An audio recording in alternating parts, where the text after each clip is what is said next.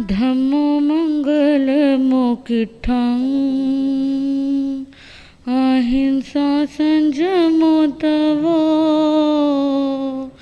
देवा वितं नमं सन्ति जस धम्मे सया मनो। जिन शासन की उज्ज्वल ज्योति स्वर्ण राज गुर निज महा उनकी शिष्या परम विदुषी संतोष गुर निजी हैं गुणवान। जिनकी चरण शरण में आकर पाया धर्म का दिव्य ज्ञान ऐसी गुरनी के चरणों में मेरा वंदन बारंबार। ऐसी गुरनी के चरणों में मेरा वंदन बारंबार। मेरी अनंत अनंत आस्था के केंद्र शमन भगवान महावीर स्वामी के पावन चरण कमलों में मेरा कोटि कोटि वंदन नमन। परम पूज्य परम आराध्य हिमाचल केसरी उपाध्याय भगवंत गुरुदेव श्री जितेंद्र मुनि जी महाराज साहब के पावन चरण कमलों में मेरा कोटि कोटि वंदन नमन एवं परम पूज्य परम आराध्य तपस्वी रतन गुरुदेव श्री रमन मुनि जी महाराज साहब के पावन चरण कमलों में मेरा कोटि कोटि वंदन नमन एवं पाठ पर विराजित गुरुदेवों के पावन चरण कमलों में मेरा कोटि कोटि वंदन नमन एवं पाठ पर विराजित आगम रसिका आगम वारिधि महासाध्वी श्री संतोष जी महाराज साहब के पावन चरण कमलों में मेरा कोटि कोटि वंदन नमन एवं गुरुदेव एवं गुन्नी मैया जी के चरणों में मेरा कोटि कोटि वंदन नमन। मैंने गुन्नी जी महाराज के चरणों में रहते हुए अपनी तुच्छ बुद्धि से जो भी ग्रहण किया है मैं उसको आपके समक्ष रखने का प्रयत्न करूंगी।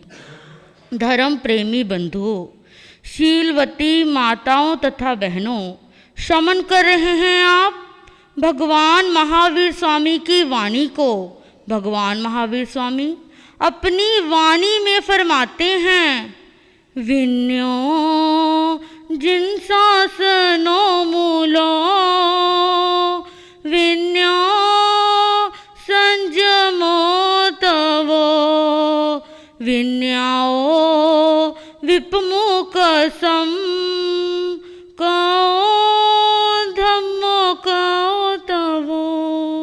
अर्थात विनय जिन शासन का मूल है, विनय ही संयम और तप है। विनय से रहित अविनीत व्यक्ति के पास कैसा संयम कैसा तप।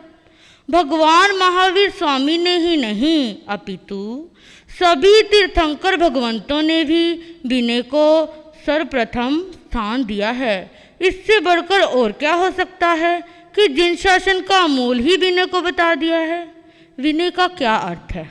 सामान्य भाषा में देखें तो विनय का अर्थ है झुकना, परंतु व्याकरण की दृष्टि से देखें तो विनय का अर्थ है वी प्लस ने। वी यानी विशेष रूपेण, ने यानी नियति, जो गुण विशेष रूप से सन्मार्ग की ओर ले जाए, मोक्ष मार्ग की ओर ले जाए, वह क्या है?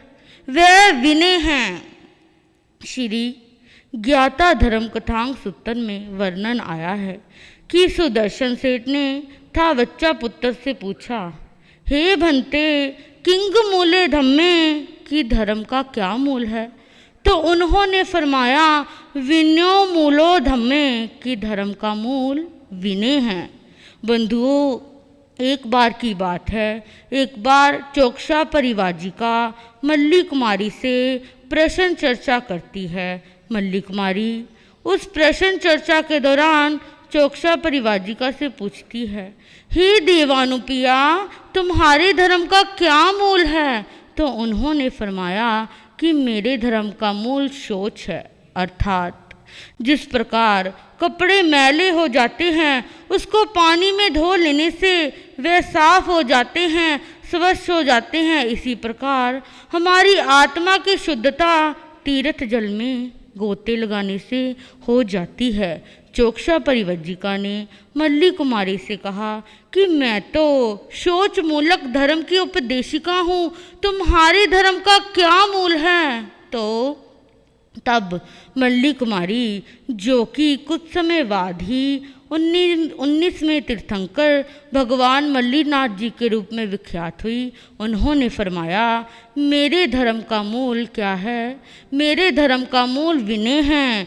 बंधुओं, 5 महाव्रत की सम्यक आराधना करना भी विनय है, गुरु की आज्ञा में रहकर संयम पालना भी विनय है, 4 कषायों का उपशम करना भी विनय है, गुरु जिस चीज से रोके उससे रुक जाना भी विनय है।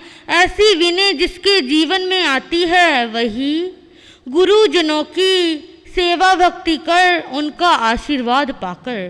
कौन सा शिष्य ऐसा है जो महायशस्वी एवं सुख संपत्ति से संपन्न ना हो जाए? ऐसे शिष्य को यदि कोई रोग भी लग जाए तो गुरु कृपा से उसका वह रोग क्या हो जाता है? उसका वह रोग खत्म हो जाता है, मिट जाता है। बंधुओं, एक बार की बात है, एक बार विनीत आज्ञाकारी शिष्य के शरीर में भीषण रोग लग गया, उसके शरीर में कीड़े पड़ गए। गुरुदेव शिष्य के शरीर की क्षीणता देखकर बहुत चिंतित हैं। गुरुदेव सोचते हैं, यदि कहीं मुझे सर्प के विष का योग मिल जाए तो शिष्य के शरीर के रोग नष्ट हो जाएगा, लेकिन सर्प के विष का योग मिले तो कैसे मिले? एक बार उपाक्षी में से काला सर्प निकल रहा था।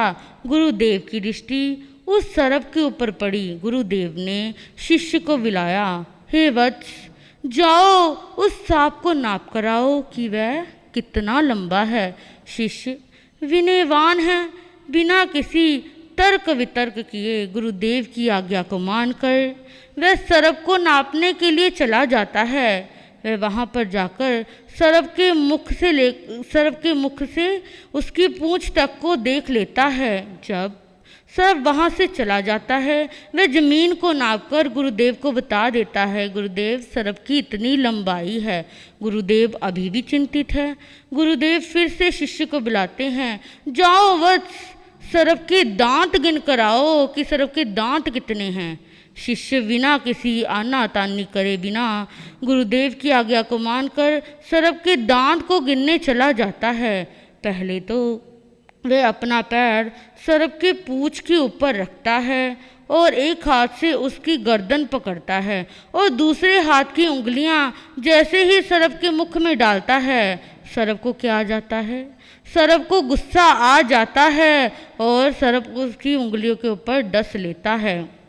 जैसे ही गुरुदेव को पता चलता है, गुरुदेव शिष्य को फौरन ही बुला लेते हैं, उसको सुला देते हैं और उसके ऊपर क्या देते हैं? कंबल दे देते हैं।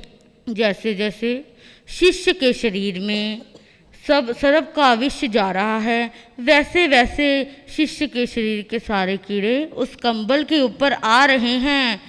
गुरुदेव अपने बाकी शिष्यों से कहकर उस कंबल को छांव में चटकवा देते हैं।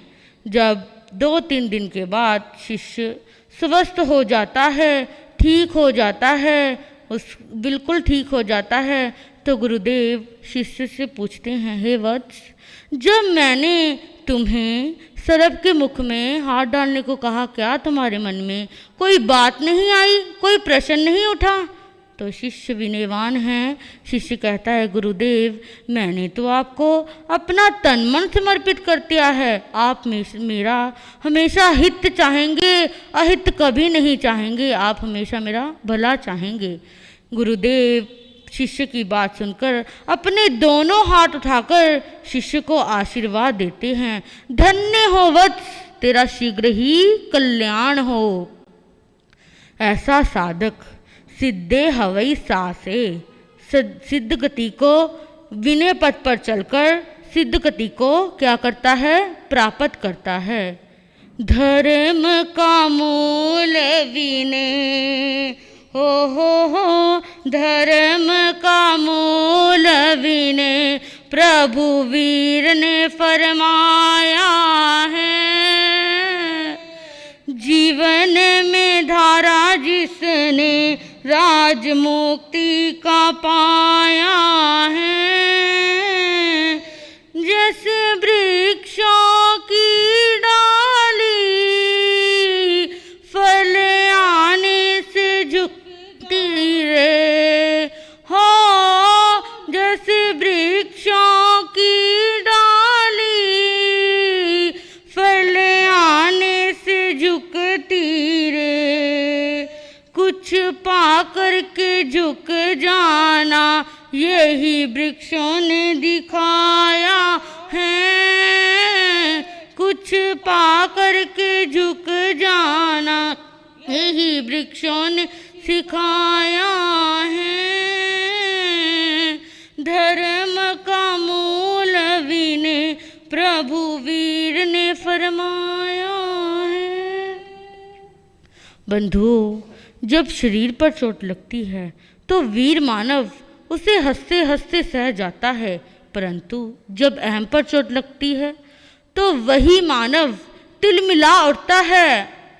अहम पर की गई चोट उसके तन मन और प्राण को भी बिंद डालती है। ये अहम पर की गई चोट तो थी जिससे सारा कौरव दल दहल उठा। द्रौपदी ने केवल एक ही वाक्य कहा था कि अंधे का पुत्र अंधा। उस वाक्य को सुनकर दुर्योधन का अहम भड़क उठा। उस अहम रूपी सरफ की पुकार 18 अक्षौणी सेना के खून के रूप में बही। जब तक हृदय में अहंकार भरा था तब तक वह चोट लगती ही लगती जाएगी। अहंकार के नशे में बेभान मानव भले ही अपने आप को सर्वप्रथम श्रेष्ठ मानता हो, लेकिन दुनिया की नज़रों में वह गिर जाता है। इस अहंकार को नष्ट करने का केवल एक ही उपाय है, विनय मानो विन्यासनो कि मान विनय का नाशक है। ये सच्चाई है। तो ये भी सच्चाई है कि विनय मान का नाश करती है। हमें किसका नाश करना है? हमें मान का नाश करना है। इसलिए हमें अपने जीवन में विनय को अपनाना है। गौतम जैसे अभिमानी देखो वीर को एकदम झुके हो। गौतम जैसे अभिमानी देखो वीर को एकदम झुके। फिर पाए खजाने वो गुण शास्त्रों में गाया है। फिर पाए खजाने गुण शास्त्रों में गाया है। धर्म का मूल विनय वीर ने फरमाया है। जीवन में धारा जिसने राज मुक्ति का पाया।